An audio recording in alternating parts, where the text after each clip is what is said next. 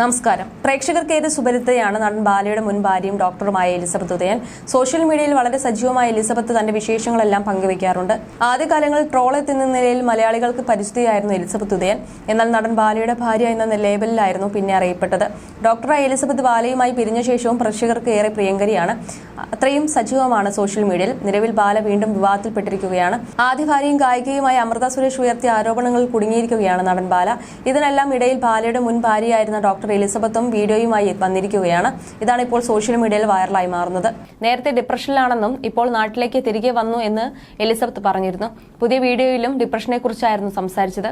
മമ്മിയാണ് video എടുത്തു തരുന്നത്. ഇവൾ ഇനി എന്തെങ്കിലും പറയുമോ എന്ന ടെൻഷനിലാണ് മമ്മി. ഞാൻ എന്തെങ്കിലും പറയുമോ എന്ന പേടിയാണ്. ഡിപ്രഷനെ കുറിച്ചാണ് സംസാരിക്കുന്നത്, വേറെയൊന്നുമല്ല. മമ്മി പേടിക്കേണ്ടെന്നും എലിസബത്ത് പറഞ്ഞിരുന്നു. നേരത്തെ എനിക്ക് ഉറക്കം കുറവായിരുന്നു. ഓയിൽ മസാജൊക്കെ ചെയ്ത് കുളിച്ചപ്പോൾ അതിൽ മാറ്റമുണ്ടായി. ഇഷ്ടമുള്ള ഭക്ഷണം കഴിച്ച് പാട്ടൊക്കെ കേട്ട് ഇപ്പോൾ മനസ്സ് കൂളാവുന്നുണ്ട്. നല്ല സിനിമകളും കാണുന്നുണ്ട്. അടുത്തിടെ കണ്ട സിനിമയെക്കുറിച്ചും എലിസബത്ത് സംസാരിച്ചിരുന്നു.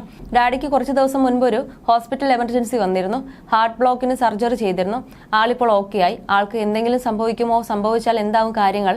ചേട്ടന്മാർ സെറ്റിലാണ്. അവരുടെ കാര്യം കുഴപ്പമില്ല. പിന്നെയുള്ളത് ഞാനാണ്. എന്റെ കാര്യം എന്താവും? പഠിപ്പ് നിർത്തി ഞാൻ തിരിച്ചു വരേണ്ടി വരുമോ? കുടുംബം നശിച്ചു കാണണമെന്ന് ആഗ്രഹിക്കുന്നവരാണ് കൂടുതലും. പല സ്ഥലത്തുള്ള ആൾക്കാരുമുണ്ട്. അതൊക്കെ ഞങ്ങൾ അറിയുന്നുണ്ട്. ആദ്യമൊക്കെ ഇത് കേൾക്കുമ്പോൾ സങ്കടം തോന്നുമായിരുന്നു. ഇപ്പോൾ ശീലമായി. ഞാൻ ചാവണമെന്നൊക്കെ ആൾക്കാർ വിചാരിക്കുമോ എന്നായിരുന്നു ഡാഡിയുടെ ചോദ്യം. കോളേജ് പ്രൊഫസറായിരുന്നു ഡാഡി.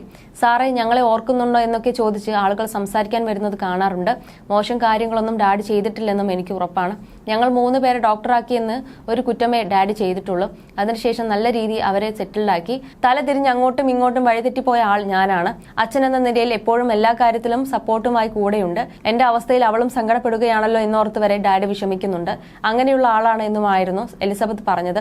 ഇപ്പോഴത്തെ പ്രശ്നങ്ങളിൽ നിന്നെല്ലാം മാറാനായി ഒരു കല്യാണം കഴിച്ചൂടെ എന്ന ചോദ്യത്തിന് ഇനി ധൈര്യമില്ലെന്നായിരുന്നു എലിസബത്തിന്റെ മറുപടി.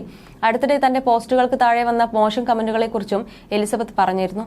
എന്നെ നാണം കെടുത്താനായി പണം വാങ്ങിയാകും കമന്റുകൾ ഇടുന്നത്. ഒരുപാട് നാണം കെട്ടും ഇൻസൾട്ടഡ് ആയിട്ടാണ് ഇവിടം വരെ എത്തിയത്. തളർത്താൻ നോക്കണ്ട. നെഗറ്റീവ് കമന്റുകൾ ഒരുപാടുണ്ട്. ഞാൻ അത്രയും മോശപ്പെട്ട അവസ്ഥയിൽ നിന്നും, ചതിക്കപ്പെട്ട അവസ്ഥയിൽ നിന്നും, വളരെ സങ്കടകരമായ അവസ്ഥയിൽ നിന്നൊക്കെ മുമ്പിലേക്ക് വന്നുകൊണ്ടിരിക്കുകയാണ്. നാണം കെടുന്നതിന്റെ മാക്സിമം അവസ്ഥയിൽ നാണം കെട്ടിട്ടുണ്ട്. ഇഷ്ടപ്പെട്ട ആളുകളുടെ കയ്യിൽ നിന്നും നാണം കെട്ട് ഇൻസൾട്ടഡ് ആയി. അങ്ങനെ കുറെ ബോഡി ഷേമിങ്ങും വൃത്തികെട്ട ഒരുപാട് കാര്യങ്ങളും അനുഭവിച്ചിട്ടുണ്ടെന്നുമാണ് എലിസബത്ത് പറഞ്ഞത്.